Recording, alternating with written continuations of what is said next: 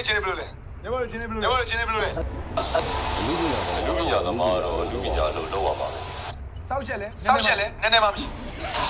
ကိုယ်ဝင်လေးပြောရရင်အပြောင်းလဲခဏတာမှာဆိတ်ရိုင်သွားတဲ့သဘောမျိုးပေါ့ ဟာလို့ကြီးလားအဲ့လိုကြီးလား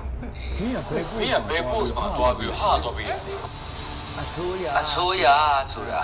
ဗမာဆိုရတွေကဝစ်တောက်ချက် အဲ့ဒါကြောင့်ဒီရွေးကောက်ကိုကဘာလုံးစိတ်ဝင်စားနေတာ တောက်ပေါ်တွေ အခုကျွန်တော်တို့ရွေးကောက်ပွဲကိုတကဘာလုံးကစိတ်ဝင်စားနေကြတယ်ဆိုတာက ဝစ်တောက်ချက် စစ်တပ်ကအရတာအစိုးရကိုအာဏာပြန်လွှဲပြီးမလွှဲပြီးတကဘာလုံးကစောင့်ကြည့်နေကြတယ် လိန်လဲခံရတာပဲ အဲ့ဒါကြောင့်လို့လေဒီရွေးကောက်ပွဲကိုလုံးဝစီစဉ်ကြတာပေါ့ တောက်ချက်မရှိ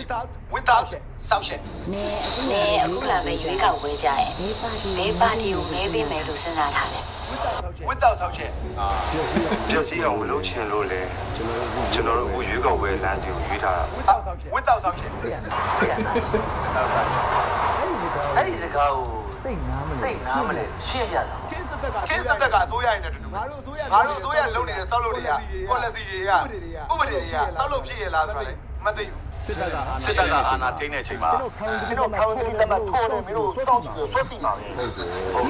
ဒီရွေးကောက်ပွဲကအတူရောင်ဆို တော့ဘောဆရာကြီးဖန်တော့ အားရအေးဒီကဒီမိုကရေစီလမ်းကြောင်းပေါ်သွားမလို့ no fucking shame at all ကျွန်တော်အကြံပြုချင်တာဒီရွေးကောက်ပွဲကိုမလုံးကြပါနဲ့ဗျာအနည်းငယ်တောင်းပန်ချင်ပါတယ်